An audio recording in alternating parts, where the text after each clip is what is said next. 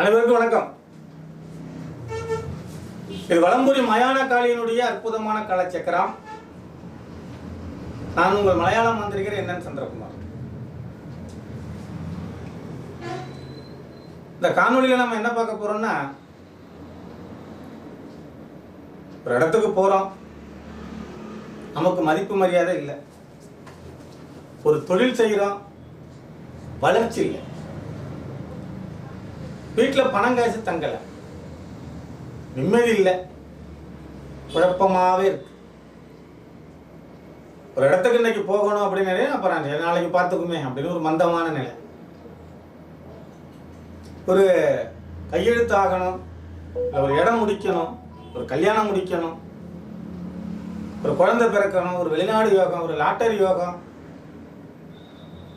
இப்படி அதிர்ஷ்டங்கள்.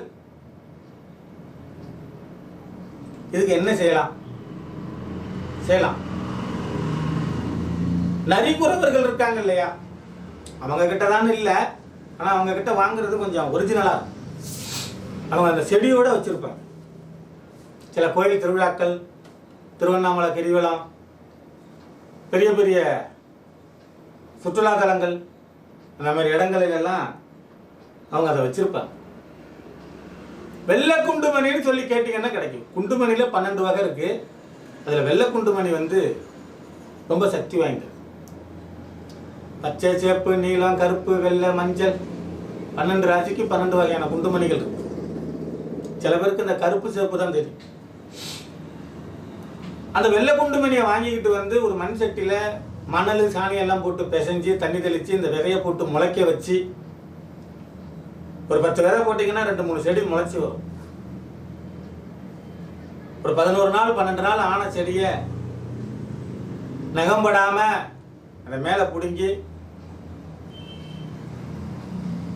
அந்த செடியை மேலே இருக்கிறத அப்படியே ஒடிச்சு போட்டுட்டு,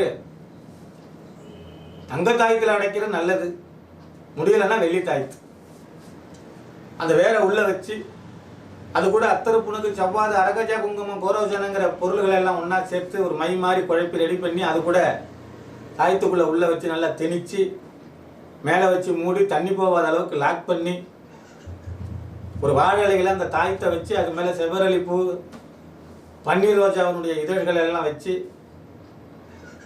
தேங்காய் பழம், வெத்தலைப்பாக்கு, மல்லிப்பூ இதெல்லாம் வச்சு வேத மந்திரங்கள் இல்லை குலதெய்வம் இஷ்ட தெய்வத்தினுடைய மந்திரங்களை 1,08,000 தடவை சொல்லி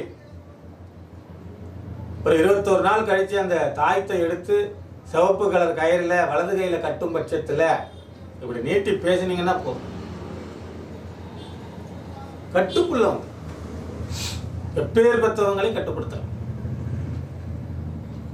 இந்த தாயத்தை கையில் இருக்கும் பொழுது சாவு வீட்டுக்கு, குழந்தை பிறந்த வீட்டுக்கு,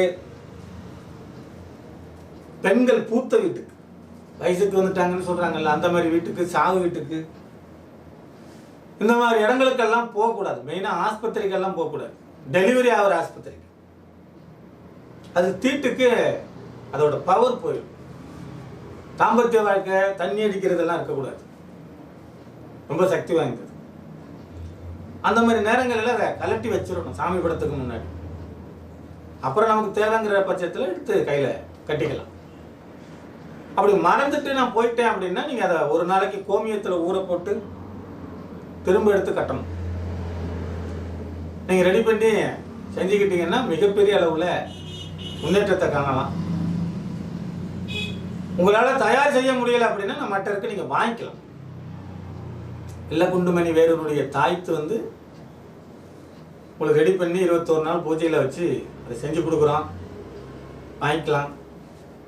நல்லா இருக்காது. பெரும்பாலும் அரசியல், சினிமா துறை, இன்னும் பெரிய பெரிய பிஸ்னஸ் பண்ணுறவங்க, இப்படி பல பேர் அதை பயன்படுத்துகிறாங்க. நீங்கள் தேவைன்னா ஃபோன் பண்ணுங்கள், நான் உங்களுக்கு அனுப்பி வைக்கிறேன். வேணா வாங்கிக்கலாம். மட்டை இருக்குது, இல்லை ஸ்பெஷலாக செஞ்சுத்தாங்க அப்படின்னா சரி, உங்களுக்கு தங்கத்தில் வேணுமா வெள்ளியில் வேணுமாங்கிறத நீங்கள் சொல்லிடணும், நம்ம செஞ்சு கொடுக்கலாம். மீண்டும் ஒரு தகவலோடு அடுத்த காணொலியில் உங்களை சந்திக்க வர உங்களிடமிருந்து தற்காலிகமாக விடைபெறுவது உங்கள் அன்பு என் சந்திரகுமார், மலையாள மாந்திரி மற்றும் தாந்திரிகம். நன்றி, வணக்கம், வாழ்க வளமுடன்.